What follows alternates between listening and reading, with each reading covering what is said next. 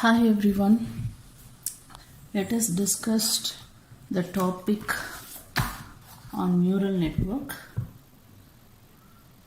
Neural networks.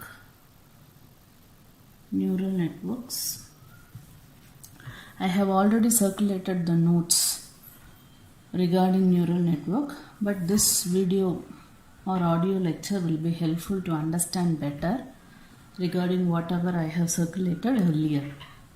Now let us understand why the neural network is required. Why neural network is needed or required. In short, why the neural network is required? Let us address this problem and then we can go what are the things that neural network has. So we have already discussed linear classifiers.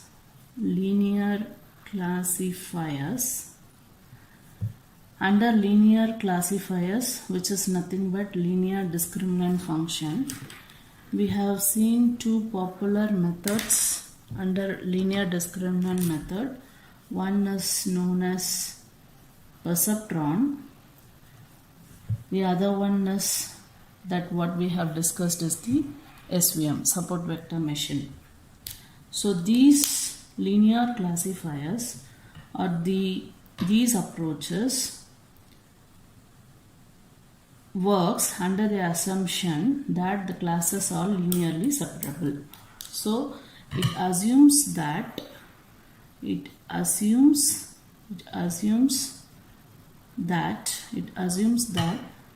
classes are linearly separable. And then these approaches works well for under this assumption. If at all the classes are non-linearly separable, then these approaches like linear discriminant function may not work well, but what it ensures is that it minimizes the possibility of error while we classify the new unknown sample. It ensures or it guarantees that while we classify the unknown sample, what it ensures is that the error that incorporates will be minimum. So it ensures that using the technique called sum of squared distance procedure, which minimizes the possibility of error for non-separable or non-linearly separable cases. But the popular approaches that we have used or we have seen in the classes, the popular approaches used for non-linear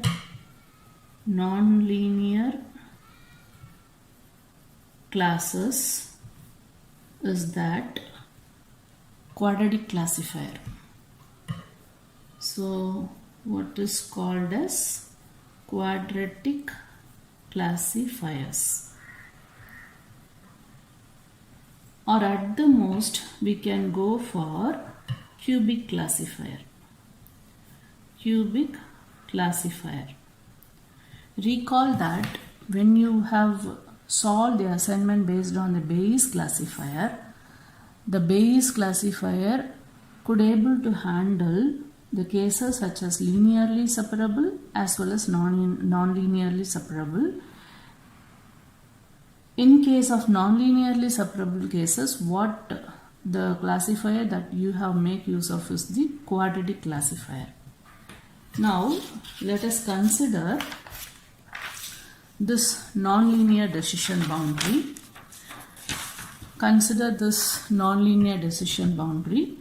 There are two classes given here. One is known as omega 1, the other is omega 2. For the two set of feature vector, which is denoted as x1 and x2. There are two feature component for the feature vector x, which is consisting of x1. Let us denote with the small x1 and then x2. So the feature vector x consisting of two components x1 and x2, and these have plotted for the samples belongs to the class omega 1 and for the samples which are belongs to the class omega 2.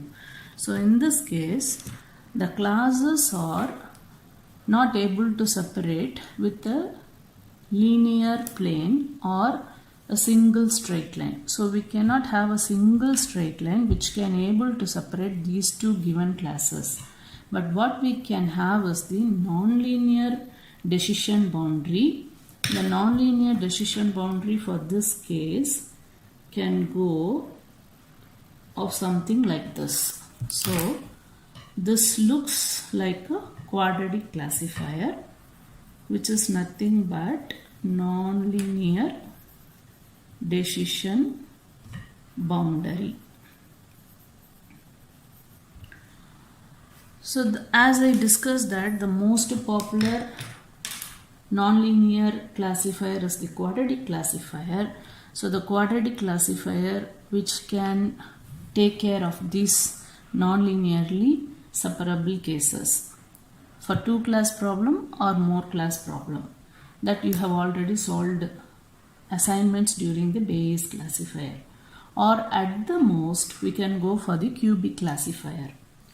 Classifier of higher order more than cubic is not common because analytical expression or expressing the analytical kind of thing for such higher order term will become more difficult. So the most common or the most commonly used classifiers are the quadratic classifier, or at the most we can go for the cubic classifier. Okay, cubic classifier or the quadratic classifier can take care of the nonlinear decision boundary if it something looks like this. But consider the case where the nonlinear decision boundary is much more complicated as given in this figure. So in this case there are two classes omega 1 and then omega 2 is given here, which is highlighted with the red color point, and then the other class which is highlighted in the set of points using omega 2. Here the nonlinear decision boundary looks more complicated than the nonlinear decision boundary that we have seen in this figure. So here this is a nonlinear decision boundary.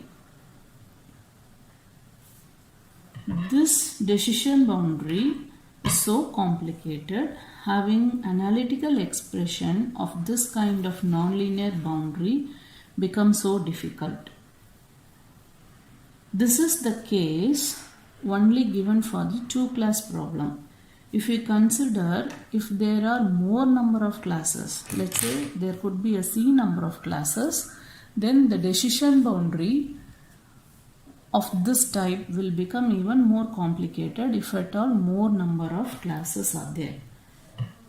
The decision boundary become much more complicated if the classes becomes more than 2 or there are C number of classes. So this kind of approach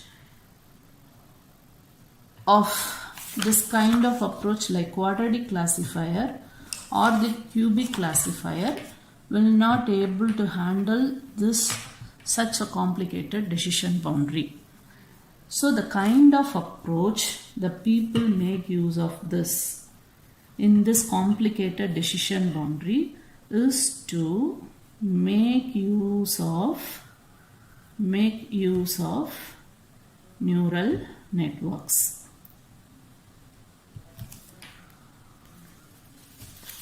So we can discuss some neural network classifier later on, but what does that neural network does? So now let us understand what does neural network, what does the neural network do? So though it is a complicated non-linear decision boundary, what we can have is a linear approximation of this decision boundary, which looks something like this. So we can have a linear approximation of this such a complicated non-linear decision boundary. A neural network in the simplest form actually tries to form a collection of such a straight line boundary. So a collection of such straight line boundary the neural network tries to form. Collection of such straight line actually model such complicated nonlinear decision boundary, which exactly the neural network does. So now, why the neural network or where the neural network is used, that we have discussed.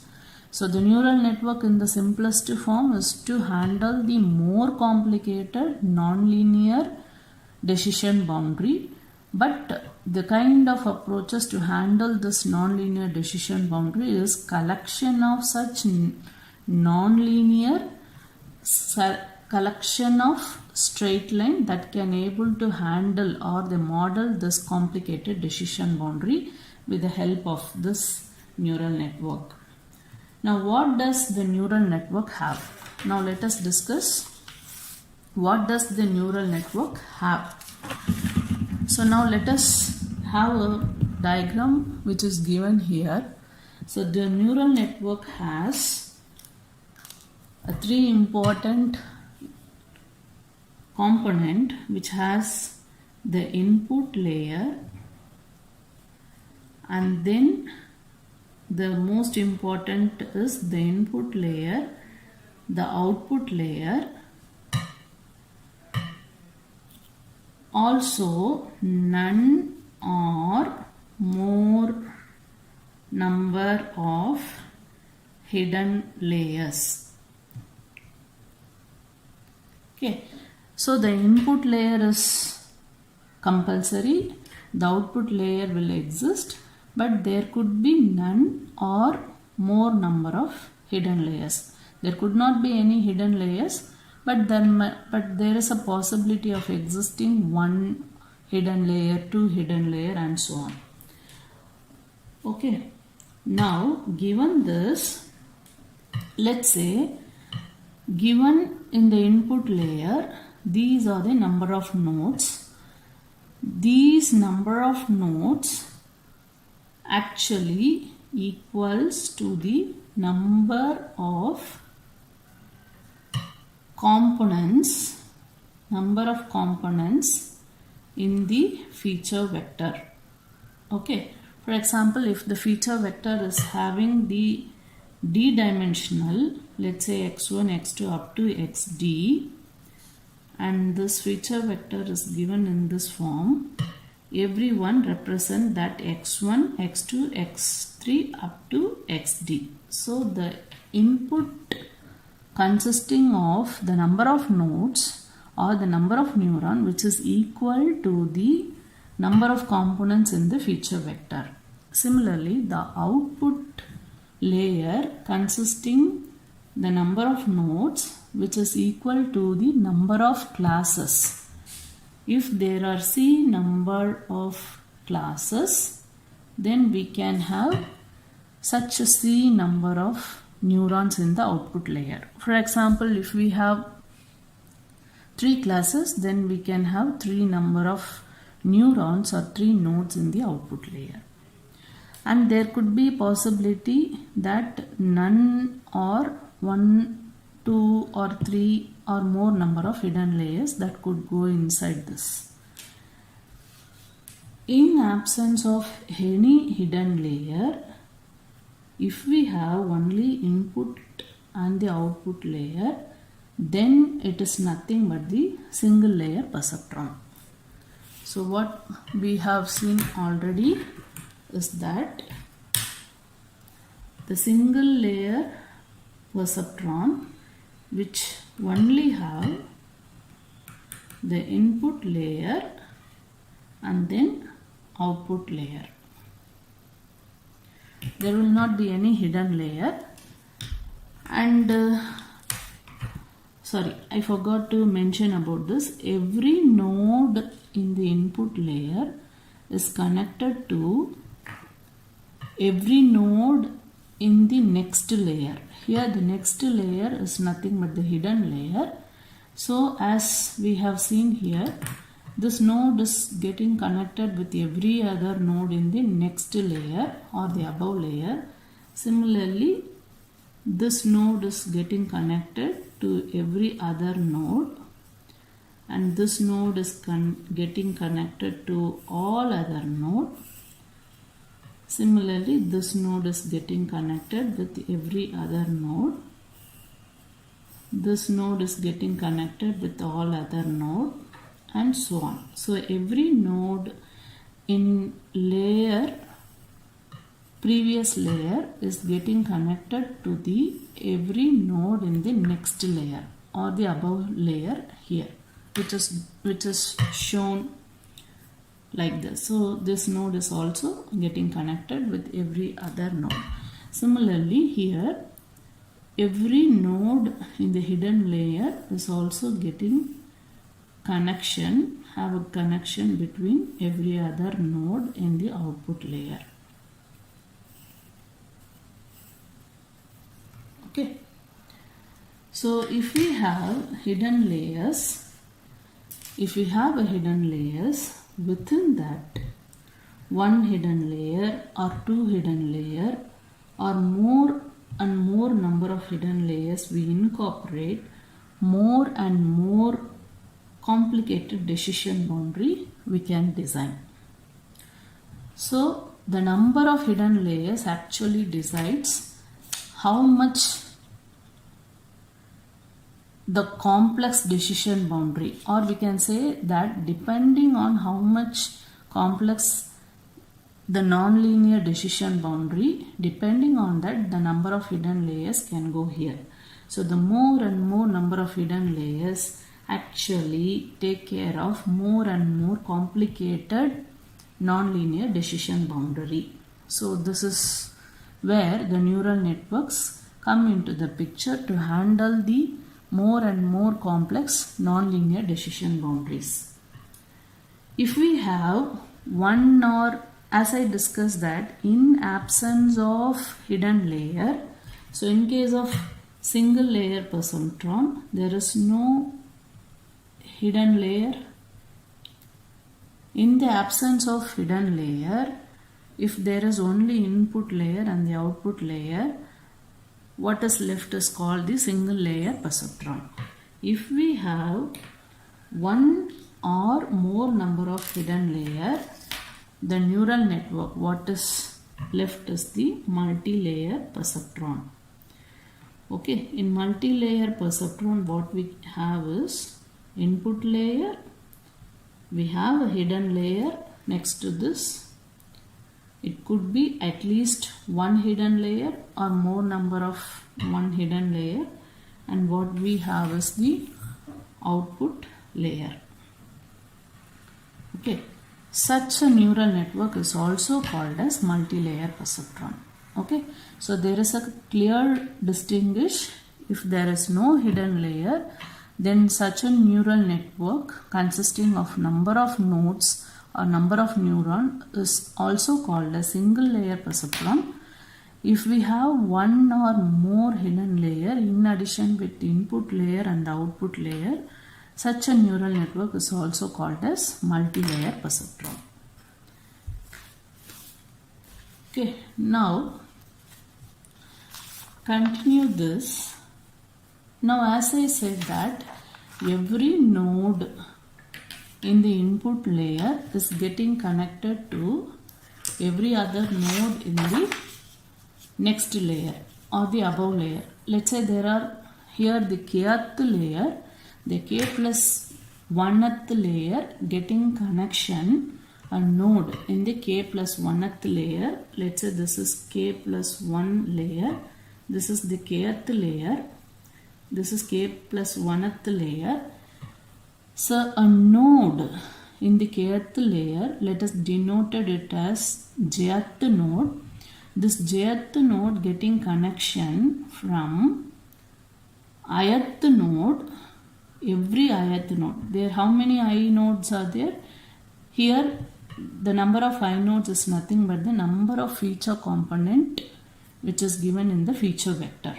Okay, so every node in the input layer is connected with the one node in the next layer, which is k plus 1th layer. Similarly, all these are getting connected with this node, with this node, and with this node.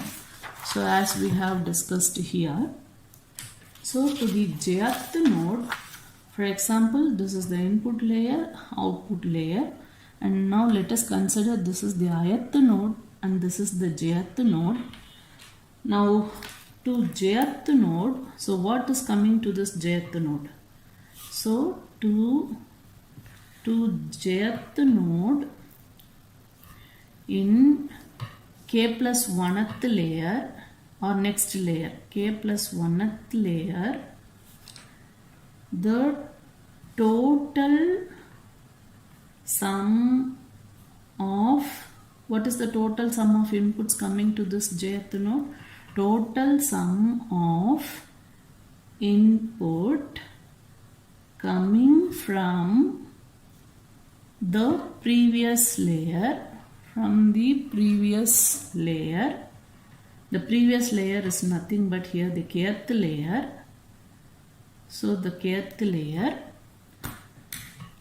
is given by, so this is getting connected with some weight vector. So let us denote that weight is Wij, because there is a weight which connecting from this jth node to the ith node in the input layer to the jth node in the next layer above it. Similarly, there will be from x1 to this jth node, from x2 to jth node, x3 to jth node, x4 to jth node up to xd, where d is nothing but the number of component in the feature vector. So everywhere we have Wij. So the total sum which is given to this jth node can be given as summation of Wij. So there is a weight vector which is connecting from the jth node to the ith node to the jth node into the input given this node, which is nothing but the xi.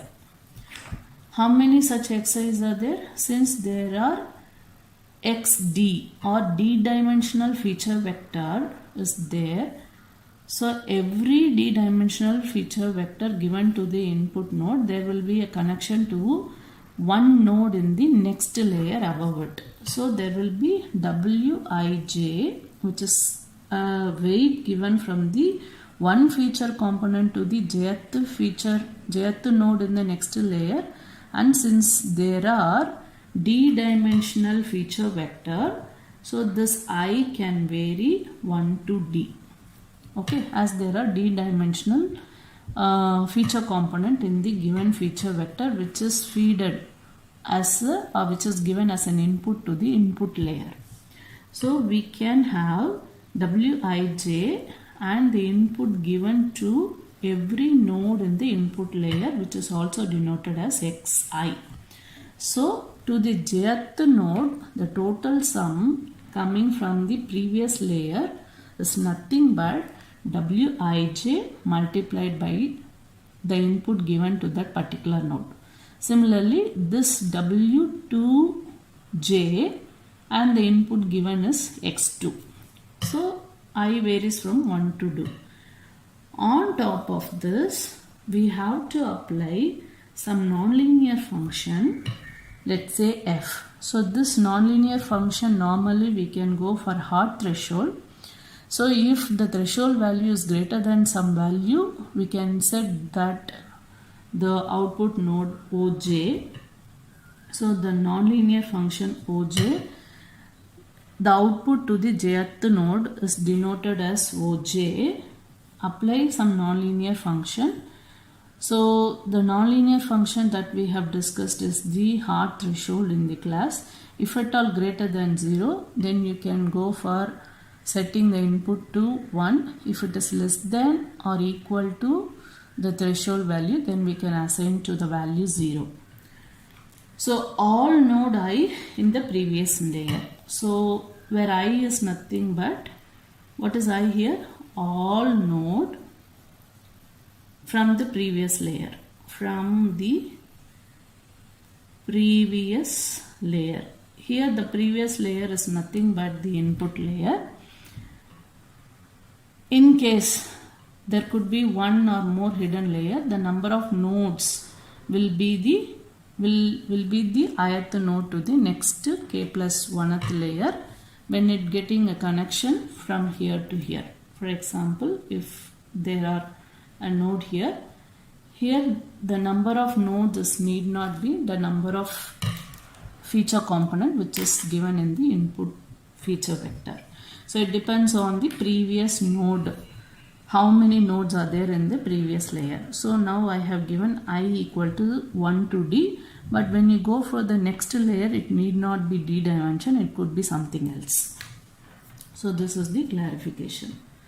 Similarly, as we discussed, the number of nodes in the output layer is nothing but the total number of classes. If there are C number of classes, then there could be C number of neurons in the output layer. Now consider this. If we ignore this nonlinear function, as I said that this is some nonlinear function. If we ignore this nonlinear function, the output to the jth node OJ is nothing but, what is this? A linear equation. Okay, so the output of this OJ to the jth node is nothing but a linear equation which is given as summation of Wij into Xi ranges from 1 to d. Similarly, for every node J,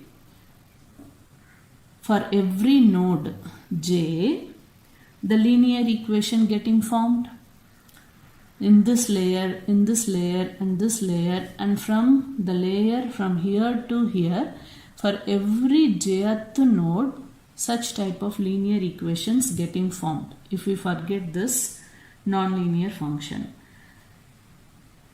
This continues until the top layer, which is nothing but the output layer. Finally, the output of every node from the output layer is nothing but a linear combination of input that we have given in the input layer. So recall that the neural network is able to solve such a complicated decision boundary using a collection of straight line. A straight line is nothing but the linear equation. Here in the output whatever we have we obtained is nothing but collection of such straight line boundaries that we can able to model using this neural network. So such a complicated decision boundary can be able to solve using this neural network. So when we take a linear at every jth node, there will be a collection of input that is coming from the input from the previous layer. When we take the linear combination at the output, the coefficient of this linear equation, they are different for different outputs. Effectively, we have a number of linear equations which are actually encoded within this neural network. More and more number of connections or weight that we have in this network, more and more number of linear equations we can generate. As a result, such a kind of complicated boundary is actually modeled with a number of linear equations using such a simplest neural network, which is also called as multi-layer perceptron, which is MLP. Okay. So in order to handle the more and more complicated nonlinear decision boundary, there could be one or more number of hidden layers. So when we have one or more number of hidden layers, such a neural network turns out to be or is called as a multi-layer perceptron. With this, I stop. Now I'll discuss more of what is the neural network, the basics of neural network in the next session. I think this will be helpful to understand clear. Thank you.